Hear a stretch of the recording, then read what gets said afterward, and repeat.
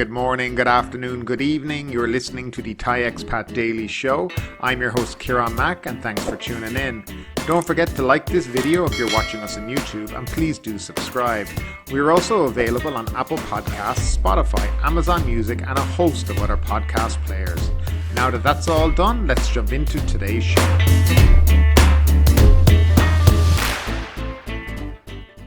Well, hello there and welcome back to the Thai Expat Daily Show. Today is Saturday, the 19th of February 2022, and we will start off, as we always do, with the nationwide daily COVID report. The country registered 27 more COVID-19 fatalities and 18,066 new cases during the previous 24 hours, the Public Health Ministry announced Friday morning. This compared with the 22 COVID-related fatalities and 17,340 new cases reported on Thursday morning. There were 17,898 local cases and 168 imported ones. Now, as we said again, 18,066 confirmed new cases with approximately 9,956 probable cases that were discovered by ATK, 168 cases from abroad and 83 from prisons. Out of the 149,589 people in care, 69,943 are in hospital. 755 are in ICU at the moment and there are 182 on ventilators. Now, Chonburi Public Health Office was reporting 811 confirmed cases, 709 probable cases and 1 death. Most confirmed cases were in Chonburi, 155, Sira Shah, 266 and Banglamung, Pattaya, 148. There are 7,344 patients in care. And Phuket Public Health Office reported 615 new cases on the island, out of which 534 are local and 81 are from abroad. There were no deaths and there are now 5,909 people in care. The provincial governors have been ordered by the Prime Minister Prayut Chan-o-cha to prepare contingency plans to cope with rising COVID-19 infections as daily new infections are exceeding 18,000, the government spokesperson Thanakorn Wangbunkanchana said this morning. He said that the Prime Minister wants all governors to intensify publicity campaigns through their networks of village heads and community leaders, urging people to comply strictly with basic safety measures. Those in border provinces have been instructed to look out for illegal migrant workers and to report suspicious-looking strangers in their communities to the authorities. He also said that police and labour officials have been told to check factories in their localities to make sure that they are not hiring illegal migrants and to crack down on human trafficking gangs smuggling workers from neighbouring countries to work in Thailand. So that's just an update on the daily COVID numbers. We're looking at close to 30,000 cases a day now, and it seems to be climbing each and every day. There's a lot of talk and discussion that we're coming kind of to the peak of it and we'll start to see it decline in the next couple of days. I'm not so sure. I have never known so many people to have COVID. I can count single-handedly at least 30 people that I know personally who have COVID at the moment. So yes, it is definitely starting to take hold here in Thailand, but hopefully the public health system will be able to cope with it and we can continue to move forward. And moving along to the first story of the day, the Thai Prime Minister says he will not quit amid pressure from the opposition. Prime Minister Prayut Chan-o-cha stated clearly during a parliamentary debate today that he will not resign after an opposition MP drafted a resignation letter on his behalf. Yesterday, there was an effort to get me to resign with the submission of a resignation letter. You can keep that for yourself. I'm not about to quit, said the Prime Minister during his response to opposition allegations related to Akara mining. The effort of which Prayut was referring to was a resignation letter tweeted later Thursday night by Phú Thai MP Thasani Boronpakorn from Chiang Mai province, written on behalf of Prayut. Apparently intended to put more pressure on Prayut, the 2-paragraph draft included the PM's admission to his failure in public administration and the announcement of his resignation. It prompted thousands of reactions on the platform. In response to Prayut's remarks that Thasani should keep the letter for her own use, the Chiang Mai MP took to Twitter and said that she has no doubt over the prospects of her re-election. Mr. Prime Minister, I was voted for by the people. I did not steal power from anyone. I am the result of an election. I am not afraid to run in a new election.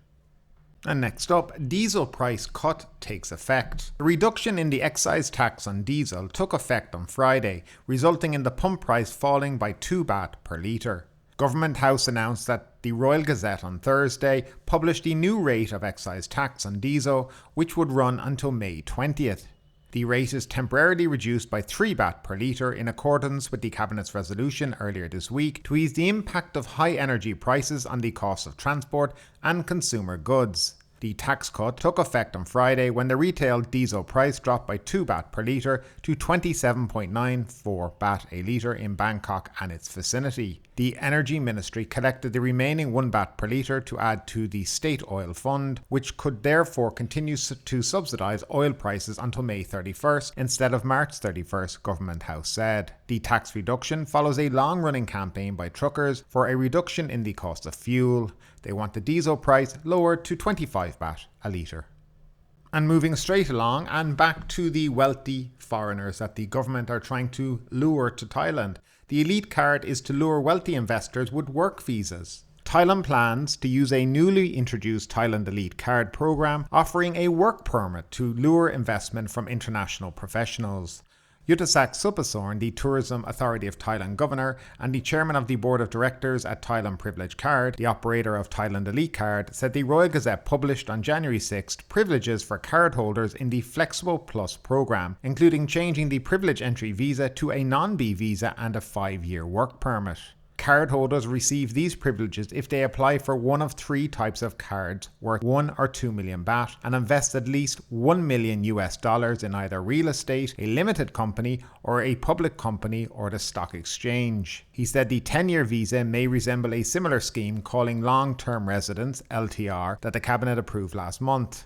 TPC will differentiate its products by offering exclusive services for members while staying in Thailand, such as concierge services in the immigration fast lane at airports, as well as limousine transfers and golf, spa and personal liaisons, aiming to match demand for those seeking additional assistance, said Mr. Yuttasak. The required investment value of the LTR scheme is between $250,000 and $500,000, lower than Thailand's elite card investment threshold of $1 million, and members must keep their investment for 5 years to maintain the work permit.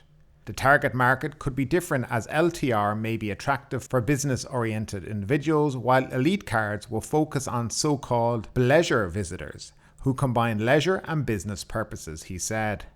TPC wants to attract 400 members in the Flexible Plus scheme in the first year, which will help generate at least 15 billion baht for the local economy via direct investment, said Mr. Yuttasak. He said the Tourism Authority of Thailand, as the major shareholder of the TPC, directed the company to conduct a market survey to pinpoint the specific needs of high net worth segment before launching the program in April.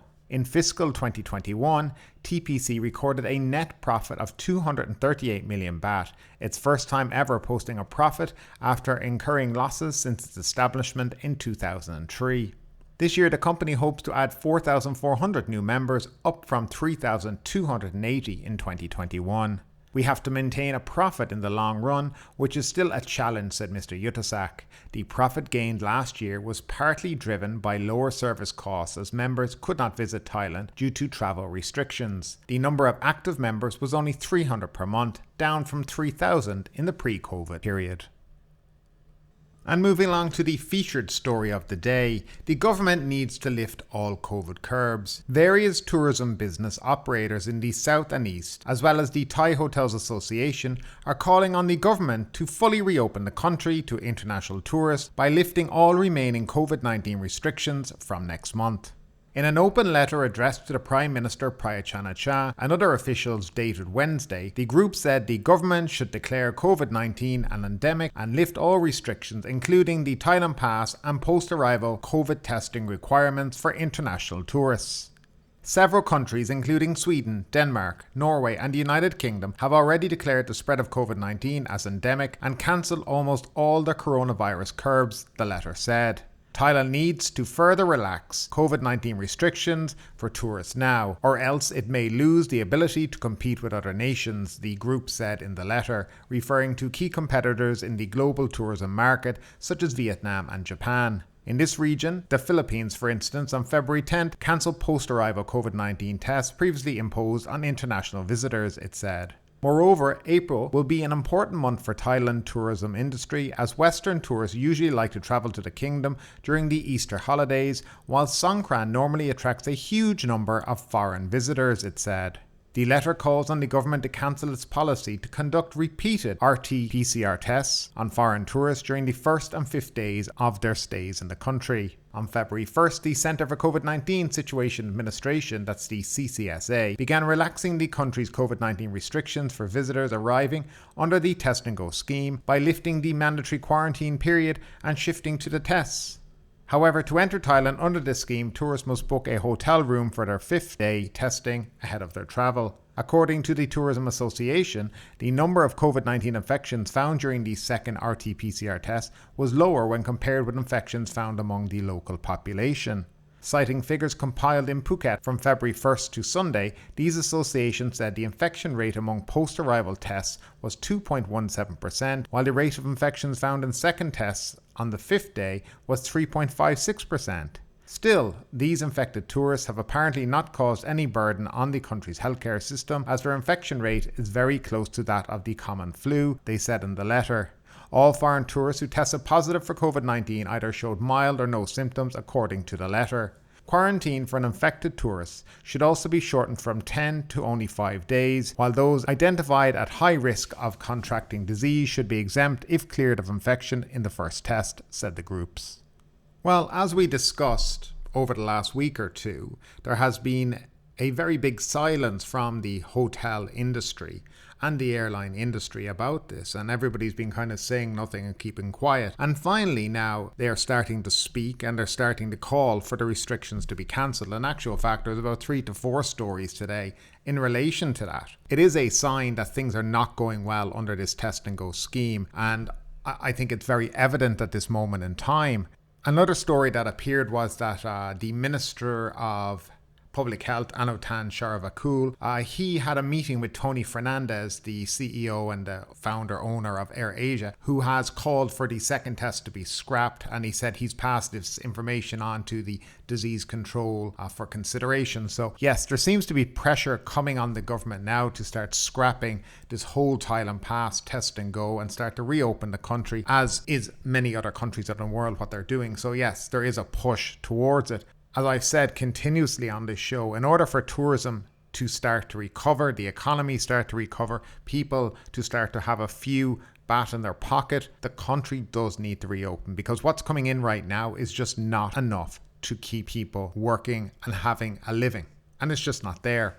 Today on Twitter, I saw a very good comment by someone, and it was an overall discussion about people explaining to their family and their parents who had thought about coming to visit them in Thailand, and say, and after they explained all the rules and regulations, their parents and family were kind of like, well, no, we'll skip that till it's all gone. And think of it like this. I mean, if the people who love you the most are not willing to go through all that, what hope is there for tourists coming here? Now, I do know that some tourists say, oh, it's easy enough. You just, it's not a big deal. Fill out the Thailand Pass, do all the PCR tests. But what's coming in is not enough to service the amount of hotels and hospitality businesses that there is in this country. And that is why you're seeing so many places shutting down, and so many places that are still shut down from 2 years ago. And we have to remember, this is 2 years in the making now. So it is time for the country to reopen. It's time to get back to normal. And a lot of people, are pushing for that now. There's a lot of big names coming up, a lot of pressure being put on this government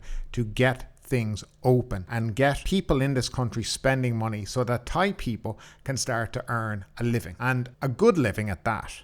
We'll see how this pans out, whether or not they'll listen to experts, whether or not they'll listen to the hotel industry, whether or not they'll listen to the CEO of big companies. Who knows? But at the end of the day, my hope is that all this kind of regulation to come into the country for a holiday soon disappears. It benefits everyone. It benefits the expat who wants to go home and visit their family and then come back. It benefits the tourists who want to come in and spend their money. It benefits the local population, and everybody is in a win-win situation. So fingers crossed, we will start to see things changing in the next few weeks. Well, that is my hope. But who knows? The Thai government could see a surge of cases and get spooked, and we could go the complete opposite way. But as always, we will keep our eye on this story, and as it unfolds, we will certainly bring it to you here on the Thai Expat Daily Show. And moving along to our next story, Sri Panwa resort owner threatens negative reviewer with legal action and a lèse majesté law. The owner of Sri Panwa Resort in Phuket threatened to file a lèse majesté complaint and a lawsuit against a customer who left a negative review about the hotel. Varasit was referring to a Facebook user named Graz Supawit, who said that she stayed at the hotel between February 13th and 15th. She said she paid for a room which cost 40,000 baht per night, but she was not happy with the condition of the room. She said the room was made out of old wood and was musty. In response, the owner of the hotel threatened to file charges. Fake news again! I will get you with the law and 112, Varasit Plawan Isara wrote on a now deleted Instagram post on Wednesday night. I know who you are, and instead of me going to deal with you myself, I will expose you and you will apologise or pay millions, he said. 112 is shorthand for the violation of Section 112 of the Criminal Code, more commonly known as the lèse majesté law. Graz's post about the hotel had nothing to do with the royal institution, but she also shared a meme that was related to the pro-reform movement. She also posted on Phuket Review Group on Wednesday night with photos of the room. She said the reason why she decided to write the review was because she does not want other customers to have the same experience of paying a lot of money for an unworthy room. Just to remind you keyboard want-to-be gangsters out there, you are messing with the wrong person. Messing with me, it's like messing with China, USSR and USA security force working together, Varasit said. This was not the first time that the hotel threatened to sue social media users who were leaving negative reviews of the resort on online platforms. The hashtag #BanShriPanwa was trending in September 2020 as pushback to Varasit calling for the arrest of pro-democracy leader Panusaya Rung Sitjur Watakul. In response, several social media users review bombed the resort on online platforms, resulting in the threat of lawsuits. So yet again, we have another hotel trying to intimidate and sue a former guest who stayed at the hotel who was not happy and made a legitimate review online and then was threatened again. Now, we did have this happen last year in relation to an American who stayed at a hotel in Koh Chang, and I know there was another case before that as well. And it's becoming all too common for this to keep happening. And it does need to stop, because at the end of the day, a hotel is a business. And a business is there to supply the best service it can to the customer. Normally, when you get a review like that, or a bad review, or there's something in it that says, that we weren't happy with this or that, you look at that review and then you use it to improve your business and improve your service and the standards that you give to your customers. But in these cases, this is not what's happening. They're intimidating people to get rid of their reviews so that they don't need to improve their business. They just need to threaten people so that they'll be scared to do it. And I do know a lot of people now, especially here in Thailand, are getting hesitant with leaving bad reviews for fear of this threat of legal action. And it does, in my opinion, needs to stop. Now, the way I believe that likes of online travel agencies such as Booking.com, Agoda, these kind of places, they should be leading the way in stopping this kind of thing by saying to the likes of these hotels that go after customers, that if you go after a customer, should be in the terms and conditions that we will delist you off our website and you will no longer be able to sell on our website. And the likes of Google should stop allowing them to have listings, business listings on Google. And just cut them off completely, because if that's how they're going to treat people and customers who are legitimately staying and paying a lot of money to stay in a hotel, then there needs to be severe repercussions for those hotels who engage in these kind of tactics. That's just my opinion on the whole situation. But guys, I would love to know what you think. In most countries around the world, it's perfectly acceptable to leave a bad review if you've had a bad experience. Have you ever heard of something like this in other countries where hotels are trying to sue you to take down the bad review? Do you agree with the idea that they should be delisted off online travel agents when they breach, in my opinion, business ethics like this? I'd love to know your opinion, as always, down in the comment section. And finally, the Phuket News Daily Report. Man arrested for Phuket currency exchange booth robbery. A 20-year-old man has been arrested and charged with robbing a currency exchange booth of about 220,000 baht in Patong 5 days ago. Woman rescued from closed coffee shop on fire. Police are still investigating what caused a closed coffee shop on Kata Road to catch fire on Wednesday, with one woman frozen with fear rescued from the burning building. And finally, bringing the noise to Siri Music and Food Festival. Expect the noise levels in Phuket to ratchet up a notch or two this weekend as the Siri Music and Food Festival 2022 takes place in Rasada.